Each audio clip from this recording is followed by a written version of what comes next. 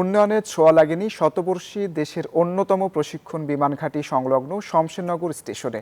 British শাসনামলে প্রতিষ্ঠিত স্টেশনটি এই অঞ্চলের মানুষের রেল সেবা নিশ্চিতে ভূমিকা রেখে আসছে ১২৭ বছর ধরে। স্টেশনটি আধুনিক করার দাবি স্থানীয়দের। শেখ সিরাজুল ইসলাম সিরাজের তথ্য ও চিত্রে ডেস্ক রিপোর্ট।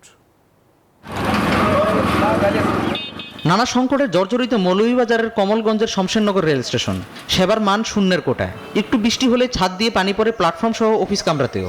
নেই টিকিট কাটার সুব্যবস্থাও। বেহাল শৌচাগার, ময়লা আবর্জনায় ভাগাড়ে পরিণত হয়েছে রেল লাইন।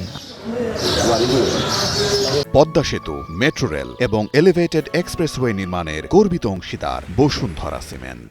এই স্টেশনের মাধ্যমে জেলার কমলগঞ্জ, রাজনগর ও কুলাউড়া উপজেলার লক্ষাধিক মানুষ ঢাকা, চট্টগ্রাম সহ দেশের বিভিন্ন স্থানে যাতায়াত করে। প্রতিদিন 5টি ট্রেনের স্টপেজ থাকলেও নামমাত্র টিকিট বরাদ্দ রাখার অভিযোগ স্থানীয়দের।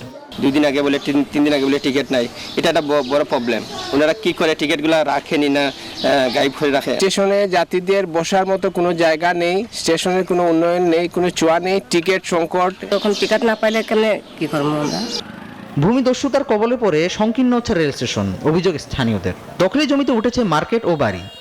রেলের উপরে আইলের উপরে দোকান, ওগুলা খুব শীঘ্রই উচিত হইত। আর আপনার শমশেরনগর রেল স্টেশনটা একটু উন্নত হইত। দৃষ্টিতে সেটা হচ্ছে এগুলো দখল আছে, এগুলো পরিষ্কার হয়ে আমাদের স্টেশনটা সুন্দর হোক, বসার জায়গা হোক। ট্রেনের সংখ্যা বাড়ানো গেলে সমস্যা সমাধান হবে মনে করছেন এই স্টেশন মাস্টার।